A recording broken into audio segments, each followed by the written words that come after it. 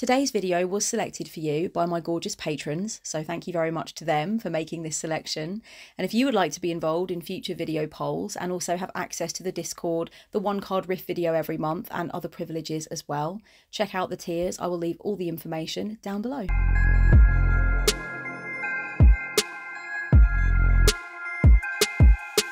Hello cupcakes, thank you for joining me here on my channel for this really rather massive rundown of a ton of the different beings that I have worked with or felt a closeness with or connected with on any level in my childhood and also onward into my witchcraft practice.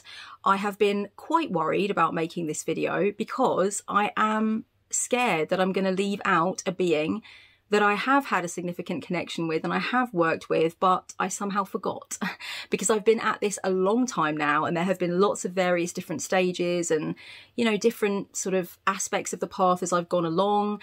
And I'm really worried I'm going to get to the end of the video, have it all edited, put it up and suddenly go, oh, damn, how could I forget about them?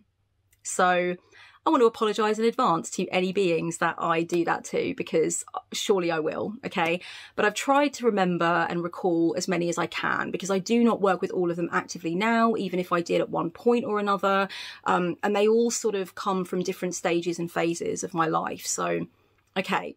Let's get into it. We can waste no time because there are so many. I'm not going to go into depth about like the mythology or the stories or whatever around each of them. Obviously, Google is your friend if you're not aware. I'm just going to talk about how or when they came into my life, the significance of them, you know, what age I was, that kind of thing, and if I still work with them now. Okay, so let's go. First of all, I want to talk about the very first goddess that I ever was interested in as a kid. It was Kali from the Hindu pantheon, the goddess of death, time and regeneration and all that good jazz. Very, very enamoured very early in life with Kali. Might seem weird, but let me explain. My step-parent grew up in India and Nepal and had a lot of different sort of items from that part of the world, and I would hear stories about that part of the world, and I saw images of Kali very young and was instantly attracted in a way that I couldn't give language to at the time.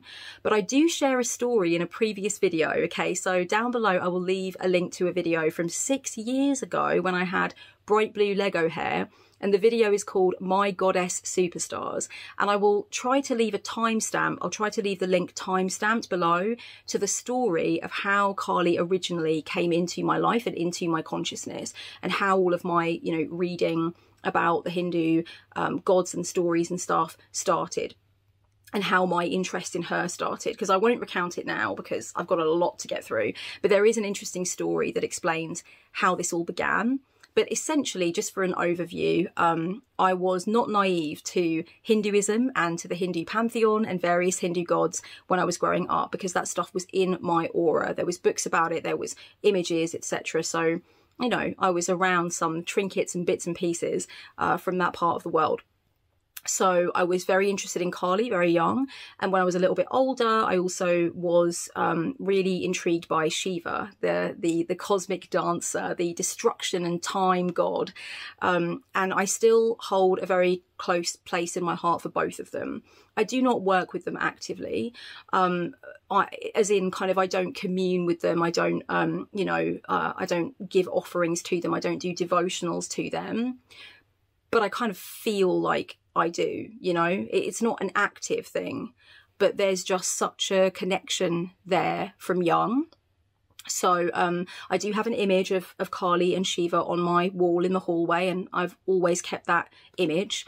I brought it from a seller who is connected to artists in India, and it's a really beautiful piece. And there is always a piece of me that wants to go back to the archetype of them as a connected couple, and particularly the story of Kali dancing and Shiva kind of calming her is one that I always return to. So I guess you could say there is a deep connection there, but there is no kind of like active working with. I feel like I would have to go into that whole area and that whole religion and that whole pantheon and all the stories to such a deep level that I think it would be almost like just extracting one cog from a massive machine and only working with that. And yes, I have studied the Bhagavad Gita, I have studied the Upanishads, like, you know, I have a working understanding of the stories and everything. But to me, it's almost like not enough. I feel like something wouldn't be right. You know, aside from anything else, there's the question of things pertaining to a different culture and how much I even could grasp the context of that. But also there's just this sense that like it would be a job badly done, you know. And I think, you know, if you're going to do something, you should do it with your whole heart in it. And I don't know if I would feel that it was right for me personally, but certainly there is a deep connection there. By the way, before I continue, I know that some of you are going to be thinking, what about the Blessed Mother Mary? I thought you said that you were interested in her from like knee high to a fucking grasshopper. I thought you said that she was the first religious image that you saw. That's true, but I did not think of her as deified, and I kind of want to just keep this first section to gods and goddesses essentially. Then I'll go into my relationship with Mary a bit later in the video. Okay, so when I was a kid, there were a few goddesses at school that got my attention, definitely, while we were doing projects, you know, school projects. Bast, or Bastet, or however you want to say it. I'm going to use Bast, the Egyptian protection goddess, and I know that's a massive melting down of a lot of things that she is. I do get that, but just for interest in time, Bast, massively interested as a kid, hugely interested. As soon as we started doing our project on the ancient Egyptians, and I remember it really well, so it must have been a very engrossing project because I was very young. It was a long time ago. But I remember learning about like their lifestyle, the culture, the hieroglyphs, the pyramids, the embalming that they did, like all of this stuff. But when it came to Bast, when it came to like breaking down the main deities and we got to Bast, something happened inside of me. And even though I have never in my witchcraft journey chosen to necessarily try to connect or like commune more intimately, I do have a statuette of Bast, I do have a couple of images of Bast, and I do, you know, take them out from time to time and place them in the home. I try to change up what I do in areas of the home, but I have a very strong fondness for Bast, and that's something that will never leave me. I think those goddesses that find you young, you know, meaning they come to your consciousness young and you have a real deep interest in them, they never really do leave you. You always still have a sense of their potency and their magnitude. And if their name comes up or you see an image of them, you just feel reverence, you know, and I'll always feel that for Bast. At a similar kind of time, maybe like a year or so later, Athena was of great interest to me. And in the video that I mentioned before that I'm going to link down below, there's also information about my relationship with Athena, because I do go into it in that video more than I'm intending to here. But essentially, straight away, Athena was my girl. I was obsessed. I was obsessed with the get-up, the helmet. I was completely obsessed with the notion that she was the goddess of wisdom and warfare and all this different stuff, goddess of a lot of stuff, right? I was obsessed with the idea of her temple in Athens. Like, all of it just totally did it for me. I had a full-on love affair with Zeus's hard-ass daughter. And I still, to this day as well, have that special feeling about Athena too. Again, I have not reached out in my practice necessarily because things didn't go that way. But if she was to turn up, I would get up and offer her a fucking seat. You know what I mean? There's a lot of respect there. And then I think at sort of a similar kind of time, I became aware of Medusa because we were doing a project on ancient Greece. And I don't think any project in sort of like end of infant school, beginning of juniors, it was definitely infants, but it was nearly juniors.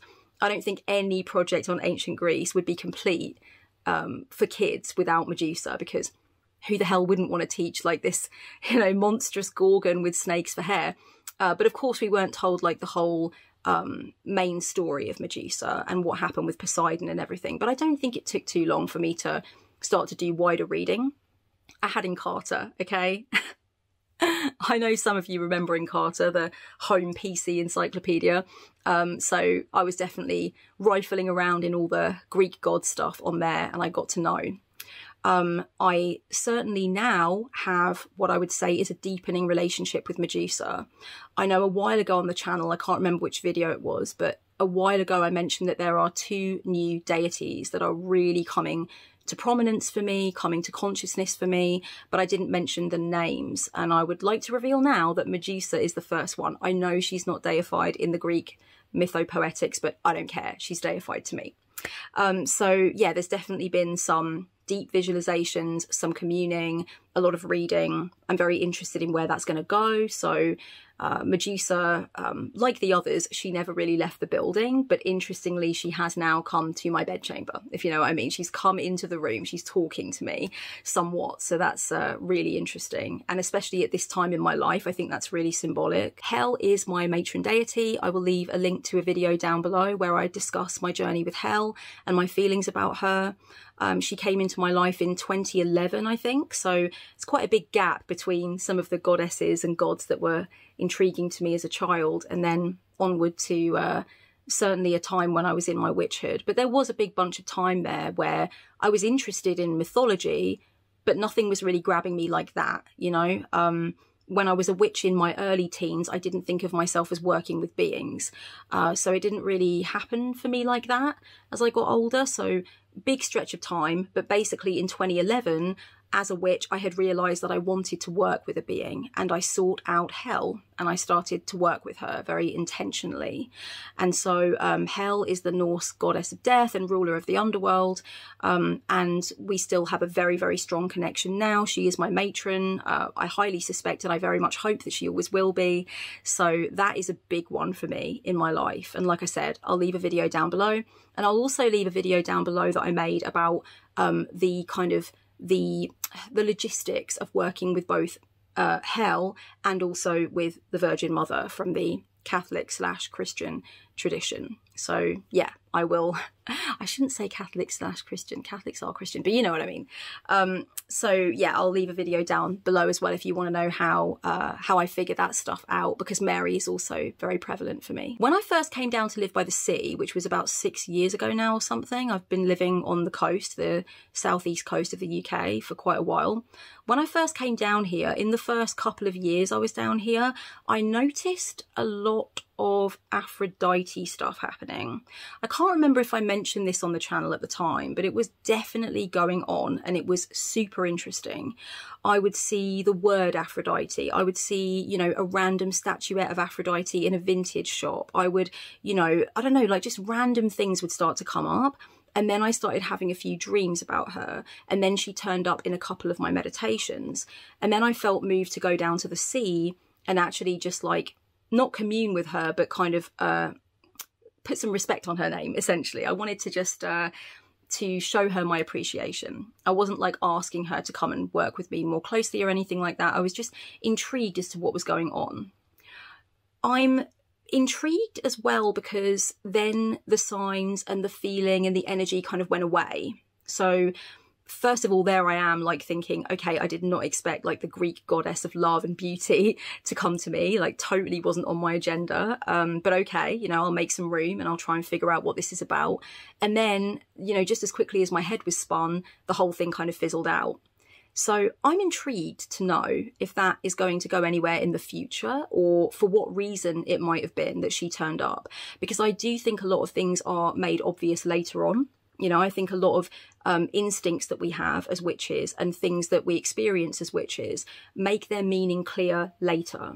And I've learned to become okay with that over the course of time.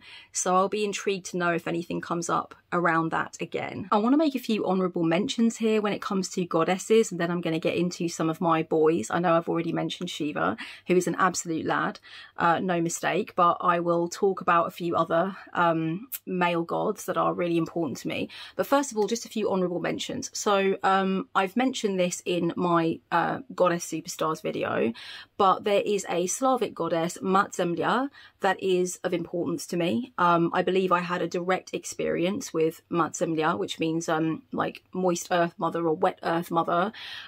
Very, very old Slavic deity.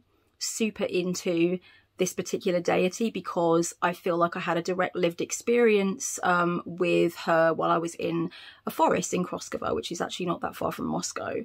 And it was a very moving thing. I won't go into the whole story, but it's intriguing. This is like a nurturing mother goddess, right? The cradle of man and the sort of earth womb that receives your bones after death. So big stuff. I also later got a little bit interested in Mokosh, another Slavic goddess, the mother goddess, in fact.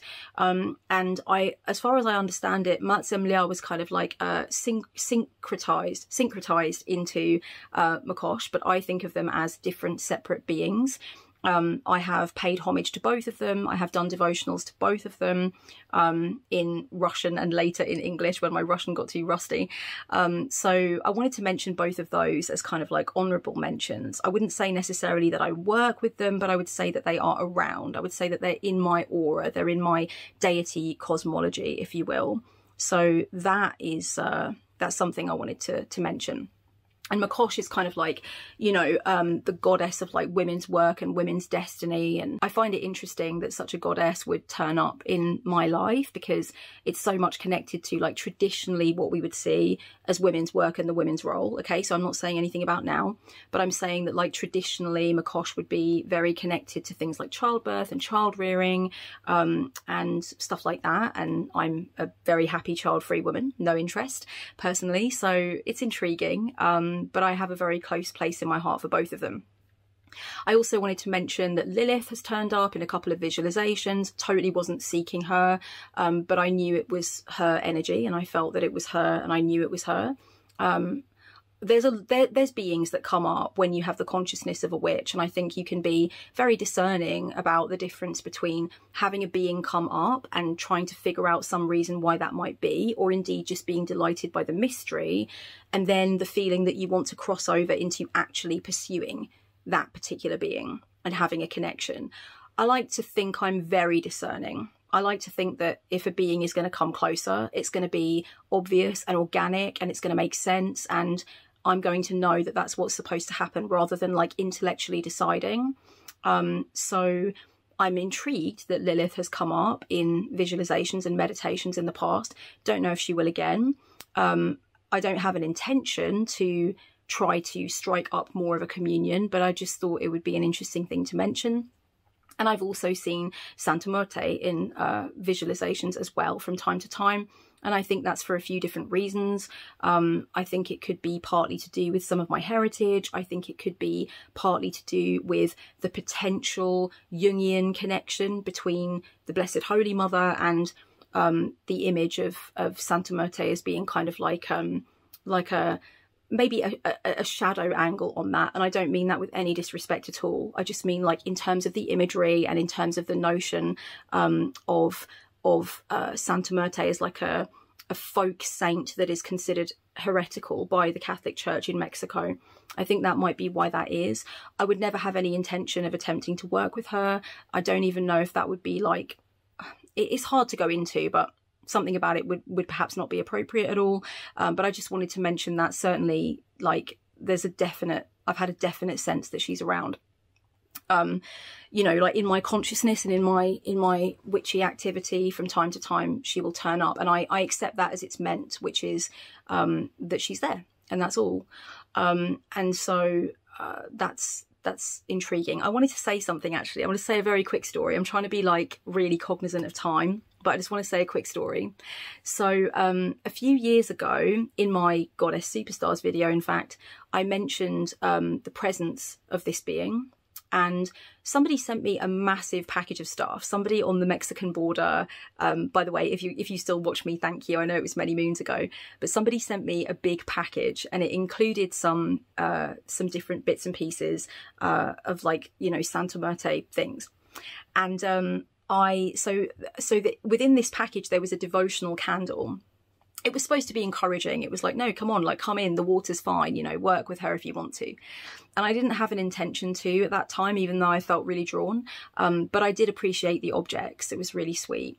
And so I had this devotional candle in my hand, and I had like a cup of tea in the other hand. And I was just like walking through my bedroom doing something. And I had to put the candle down because I had to, like, you know, readjust the tea. You know how it is. You know how it is. And I put the candle down on my hell altar. And when I tell you I have never picked anything up again that quickly in my life, it felt wrong. And you know how I am. I am extremely chaotic in my practice. I have a place in my heart for Satan, but I also work with the Mother of God. Like, just mix it all up. Just mix it all up in a bag. It's fine. Do you know what I mean? Like in my personal practice, that's very much how I am. I even like those contradictory, weird, paradoxical things. I think it gives it power. So it's not usual for me to want to separate beings or to want to give them their own space in the home or even in my mind. That's not really my actual usual behaviour. But there was something extremely wrong and just like super disrespectful somehow about putting this candle down with this image of this being on it on the altar of hell. I don't know if it's like any goddess or if it was just specifically because they might share some energies in common. I don't even know what it was, right? It could literally just have been Santa Muerte saying, what the fuck are you doing? Like, why is there an image of me here? Why am I in England? It's cold and I want to go home. So I don't know what was happening there, but I found that very interesting. And I took that as a sign of great power. And I was like, damn, like I literally have owned this candle for 5 minutes and already it's telling me what to do. It was wild, guys. It was wild. In about 2015, I don't know, I'd have to consult my book of mirrors from that time, but around that time somewhere, my head boy in charge turned up, Tyr, Norse god, definitely wasn't expecting him, god of oaths, justice, law, honour, and military contracts, military shenanigans, I guess. Fascinated. I was fascinated because I kind of knew I did know his story, and I was intrigued by this. It was really scary for me at the time. And when I say he showed up, I mean that I had a really intense experience where I had been reading the Norse myths a few weeks previous, and I walked out of a supermarket. I know it sounds like super mundane, but I walked out of a supermarket. The leaves were turning and there was a certain feeling in the air, and I had this overwhelming experience of like knowing that I needed to know him. And I knew that it was connected to this massive bit of healing that I needed to do around like my father wound and my sense of who I am in my solar plexus, you know, so my organizational tendency, my fear of reality almost. It was like, it was really, really big. It was totally the opposite way to how Hell came into my life, which was like, I researched her. I thought that might be a good one. I feel a connection. Let's go with it. And we started like tentatively dating. Tyr just like literally took the door off its hinges and I was like, whoa. And I started crying outside this supermarket. Tyr is really important to me, but I do not work with him actively a great deal of the time. I don't necessarily do many devotionals to him. I don't actually keep an image of him right now in the place I live. I would like to, but I'd have to think where exactly I would put it. I would want to be strategic about where to put it. I know that he's my patron. I know he's taken me through some serious shit. So actually now I feel like I need to say a little bit more about Hell, just to say Hell also has taken me to hell and back. And when Hell came into my life, I think I could have intellectualized that I was choosing her because I wanted a death goddess and it made sense with my personality, and of course I would be drawn to her for various reasons. What I could not have known was what I know now, which is that I chose her because I needed to go into training for what I've experienced in the last year of my life. I can't say more, honestly, but I will say this. I feel like I have gone into the darkest void in the last year. And I know that when I fall in love with someone again, it will only be someone who has also gone into that void. They will know me because they will recognize me, because they will have seen me there. Do you know what I mean? It will be that level of acknowledgement. And really, considering everything I've been through, you could probably forgive me for going out and searching for that person who understands that thing about me. But I don't need to, because there's no necessity for that, because actually Hell is with me. There's that incredible sense. I don't know if I'm making any sense. Maybe I should just stop talking. Anyway, Hell and Tyr, thank you so much for being my matron and patron. I'm also very connected to Jörmungandr, the world serpent, Hell's brother, in fact. And actually these tattoos are relating to Jörmungandr. So you can see with the world serpent in Norse mythology, biting his own tail, releasing his tail at the beginning of Ragnarok, the final battle, you can see that that bears some relationship to the Ouroboros, the life, death, life cycle serpent. And I recognise that, and I wanted to get these. This is supposed to be Jörmungandr letting go of his tail. And that is to represent my personal Ragnarok that I have lived in the last year of my life, which has been the hardest of my life, hands down. So I have a very big connection to Jörmungandr as well. I also have a big connection to Baldr, Norse god of joy and light and beauty and happiness and all the good things. He's very significant to me. He became very significant to me in the last year of my life. I think I really started to come to a full understanding of the myth of Baldr going to Hell's realm and that whole story in the last year. And it really brought me into closeness with him. And I do plan shortly to do a devotional to him. So that about wraps that up. Aside from, wait, one more boy. There's one more. Okay. You know, I mentioned earlier that there are two new beings, and I mentioned that one of them is Medusa. The other one is Dionysus. Probably this will surprise nobody. But basically, years ago, I was reading a book. It was actually about rave culture, to be honest. I didn't think it was a particularly good book. But at the beginning of the book, there was a quote from the Euripides play, The Bacchae, which is about Dionysus and the Dionysian ecstasy cult, basically. And that quote went through my soul, and I ended up getting a copy of The Bacchae and reading it and then learning a bit more about Dionysus. And then I kind of like let it go again. But for some reason in the last year, yeah, things have been happening, like, in that regard. I'm just keen.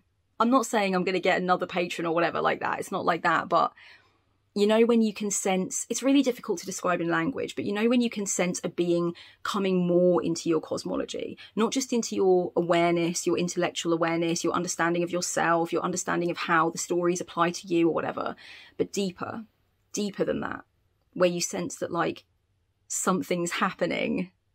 Am I making any sense? I have a strong feeling, actually, that Dionysus has only been able to come closer to me energetically and emotionally because I've done the work that I've done with Tyr.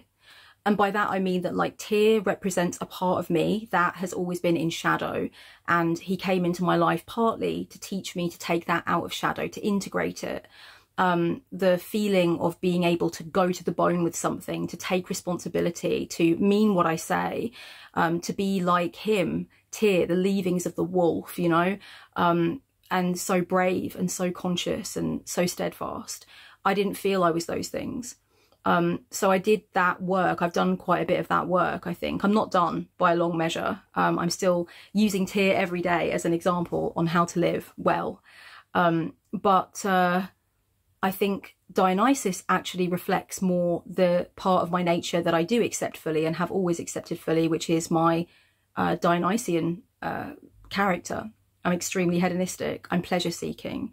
I'm a pleasure-seeking individual. I like to party. I like to be a psychonaut. I want the earthly experience and all of its delights. And I think that the work I did with Tyr has contributed to the way opening that has come with Dionysus, who I see more as kind of like a mirror in a way. Also a teacher, no question, because you have to learn to enjoy that ecstasy without seeking oblivion or without letting it find you, right? Anyway, I could go into this so much more. This is a whole video on its own. Next up, let's talk about the Blessed Holy Mother, the Virgin Mary.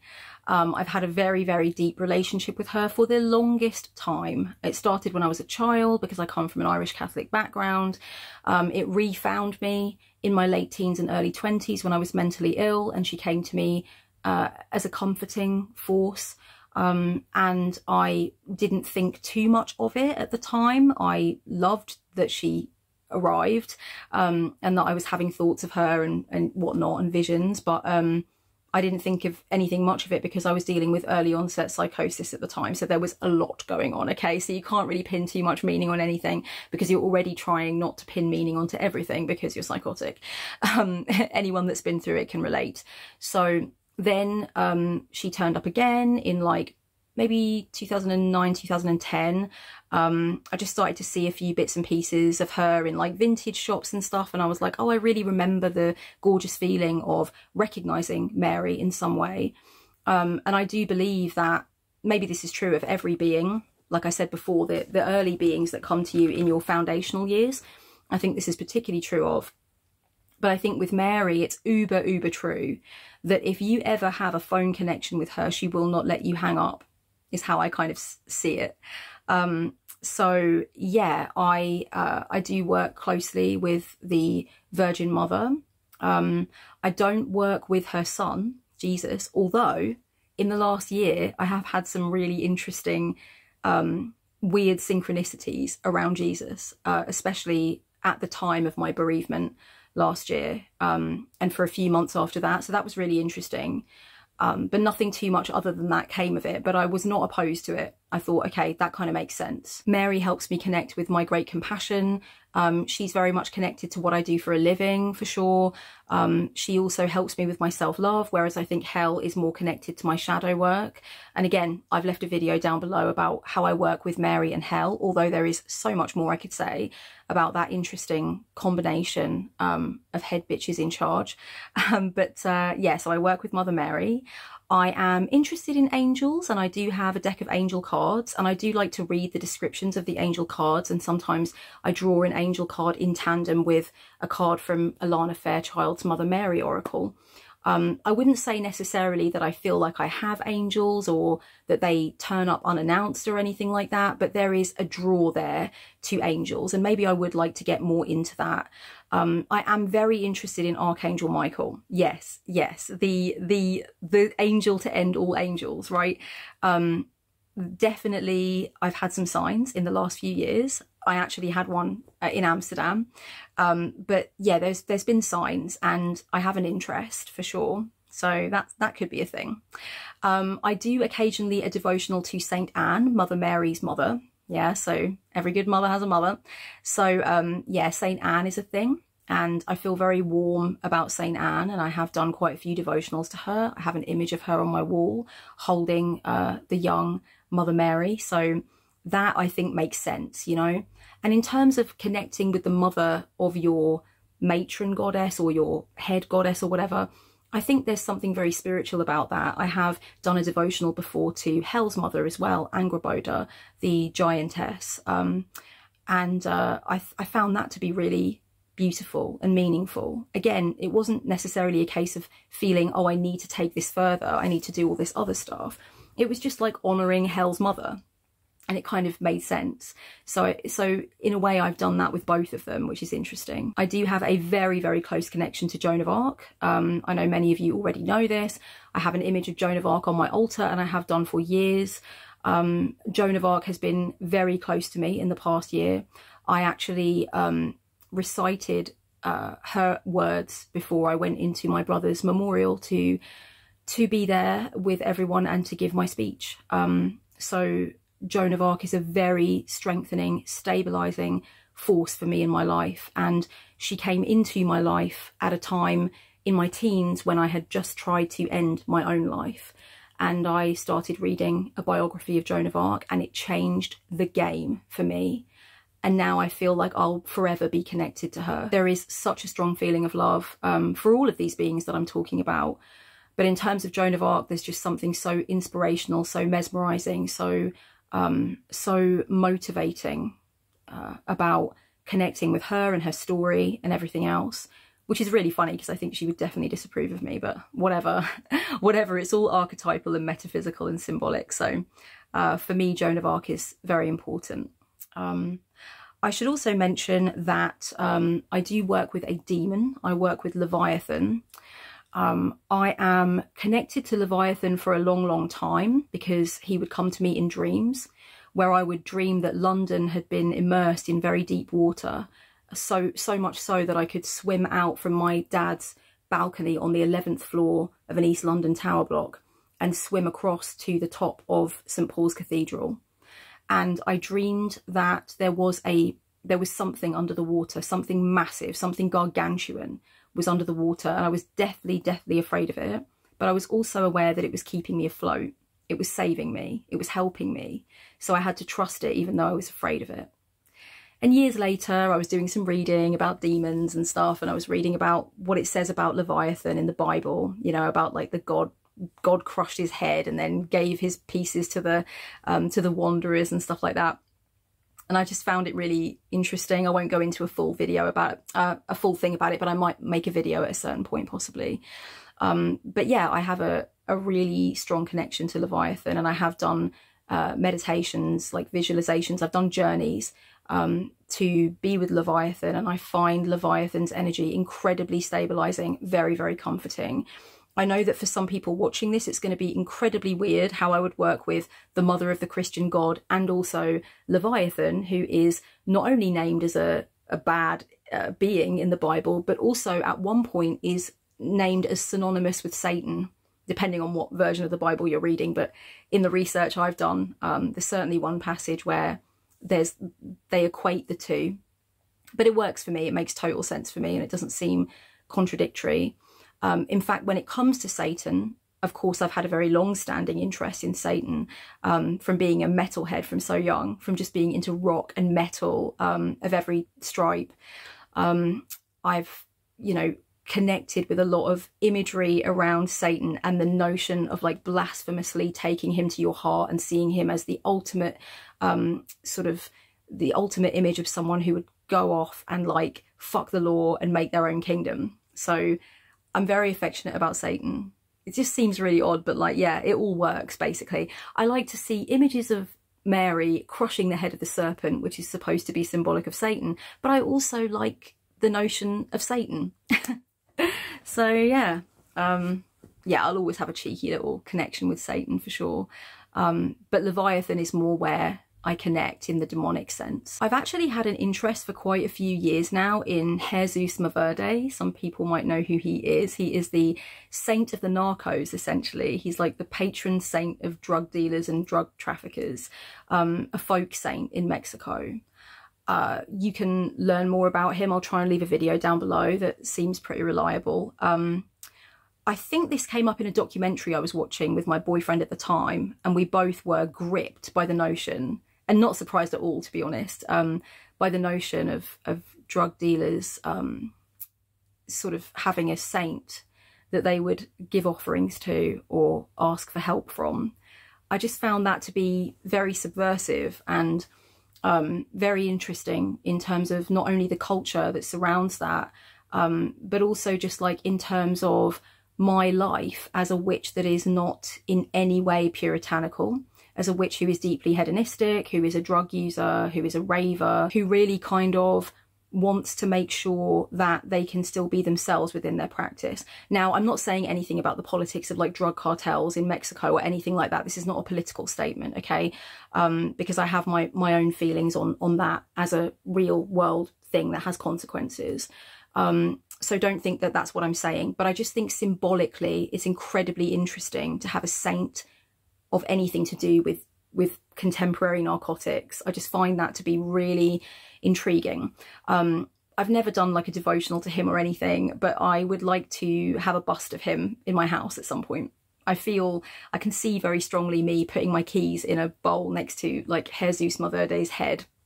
I don't know, like, let me know, get at me in the comments if you think I'm a total wrong-un for that, but that's how I feel. I think the thing with Jesus Malverde is that it stayed with me, and that's why I've mentioned a lot of the beings that I've mentioned in this video. It's not because I've had a really, really deep ongoing communion that involved devotionals and involved dedication or whatever.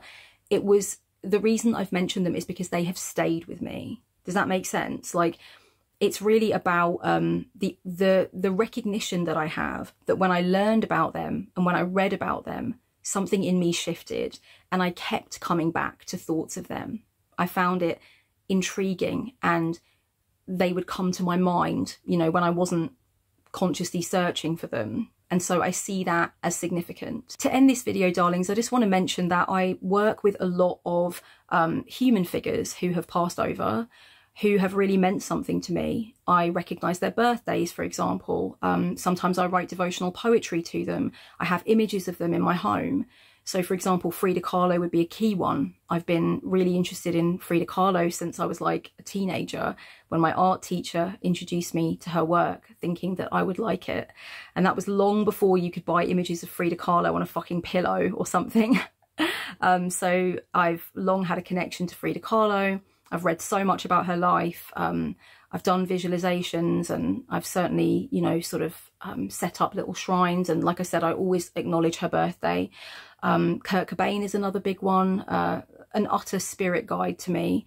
Freddie Mercury, a big one. I have images of both Kurt Cobain and Freddie Mercury in my hallway. Kurt Cobain taps me into a certain aspect of myself that I want to never forget, and I want to keep bringing close to me. And I don't know, there's something about him that connects me to my 15-year-old self. Not that I don't listen to Nirvana now. I love them. They're one of my favorite bands. But yeah, there's something about that, and his willingness to look at himself in a way, and the music, the fucking music, baby. And then Freddie Mercury, I mean, same, the music. I was raised on Queen. Freddie Mercury was a prophet in our household. My mother cried when he died and didn't go to work that day. That's what I'm saying, right? It was big. So Freddie's always been close to me. I've always evoked his spirit and his energy when I need it. And he's solid. He's solid in my practice and in my life. I recognise his birthday also. Ian Curtis from Joy Division is a big one that I've felt connected to, and I've had some dreams about, and I have an image of him in my flat with fairy lights around it. Billie Holiday is a really big one. I was actually just listening to Billie Holiday recently with a friend. We were lying on the couch listening to Billie Holiday and talking about how the sound of her voice, the lyrics coming out of her, it's just prayerful. It's just so, there's so much reverence there.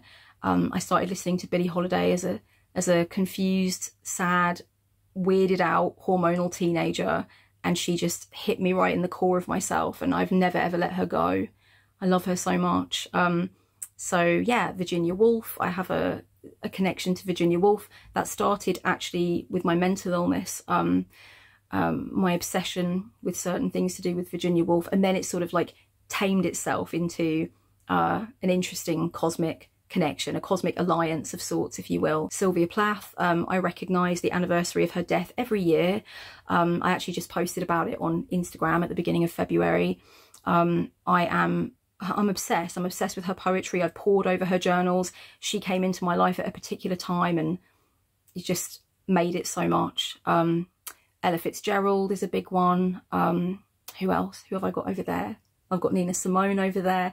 It's really... the thing is with me, darlings, is I do not believe that by recognising people and the effect they've had on your life and the magical way that their story was woven into yours, I do not believe that by doing that you are deifying those human beings.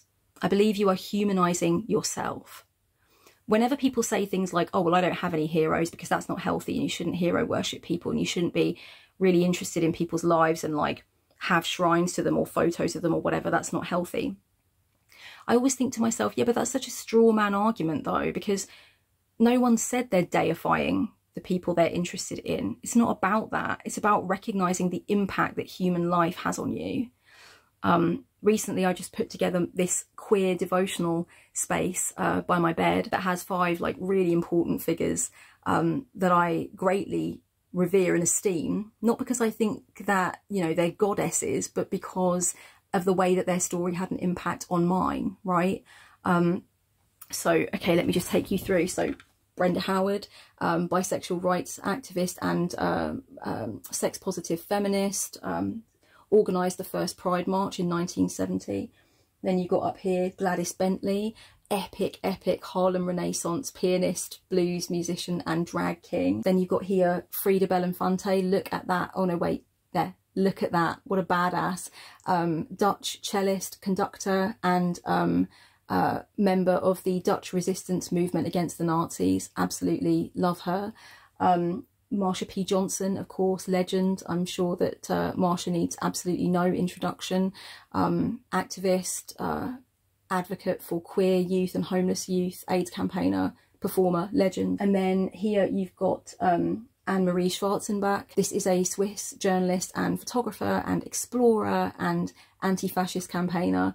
So this in itself is a shrine, you know, that I've been meaning to put together for a while. And the stories there, the lives there, it's not about deification. It's about feeling more human myself and feeling more connected to the human race myself, and reminding myself that not only do I think it's sacred to bring names to mind and keep them alive and show gratitude and lay flowers and stuff, but also that it reminds me who I want to be. You know, that's all. And so with that, I will bid you adieu. This has been a lot of information. I know that I've gone quite quickly because, yeah, I had a lot of ground to cover.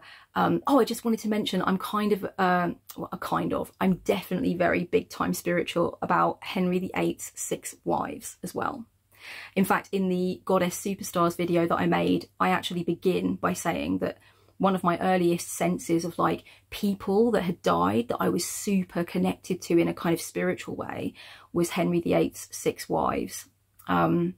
Especially for me, like Catherine of Aragon has been a big one. But all of them, god damn, like there's just something so mystical about those 6 women. Get at me down below if you feel the same. Because I've had like visualizations about them. I've written poetry that includes them. I wrote a poem a few months ago that included Anne Boleyn. I feel like I've got a spiritual connection in some way to Cheng from Deftones. He tragically died in an accident years ago. And I'm not saying that I possess some part of their spirit or whatever. It's not that. It's more like an evocation of what they stood for and their energy and their vibration that touched me in a certain way, you know? Let me know in the comments how you feel about anything and everything that I said in this video. Let me know if there are any beings that I'm connected to that we perhaps have in common, and give me any other of your thoughts. Much love and special thank you to the patrons for voting for this. Blessed be. Oh my god, how could I forget Jean-Michel Basquiat? Oh my god. Okay, I've written poetry about him. He's come to me in dreams. Like, I've definitely had dreams about him. His work affects me on such a profound level. I cannot describe to you how I felt earlier this month, no, last month now, when I was in Amsterdam and I stood in front of one of his paintings. Oh my god, it was such a good time for me spiritually to do that. I feel like it was needed. Yeah, there's just something there. Oh my god, Isabella Blow. How could I forget Isabella Blow? So important. She's a muse to me. She is a fucking muse. I want a massive, massive painting of her when I get a bigger place. Like, I want her to be someone I see every single day. She was a stylist and a style editor and a kingmaker in fashion and a patron of fashion and just an incredible British institution. What a personality. And she was very good friends with Alexander McQueen, who I have written a poem about and who I've had dreams about, and I'm obsessed with his work. And I was shattered when he died. I felt so awful when he died. And he really profoundly affects me spiritually as well. There's something about him. He's my London angel almost. There's something extremely mystical about him. He's a mystical son of London, as is William Blake, who is also really important to me. I went to see a William Blake exhibition a couple of years ago, and I have no words. It was just like, I fucking love William Blake so much. Such a non-conformist, like sovereign, awesome, radical, mystical guy. I just wish he could have seen what he'd achieved after his death. Oh god, I know there's more. Oscar Wilde. Fucking Oscar Wilde. I will not end this video without mentioning Oscar Wilde. Absolute fucking spiritual dad. Love him so much. I read his work now and it's just like, he wrote it yesterday. It's still so fresh. He's incredible. He was incredible. He did so much for so many. Like, oh my god, literally. I went to Edinburgh last April, completely heartbroken, absolutely shattered, totally bereaved.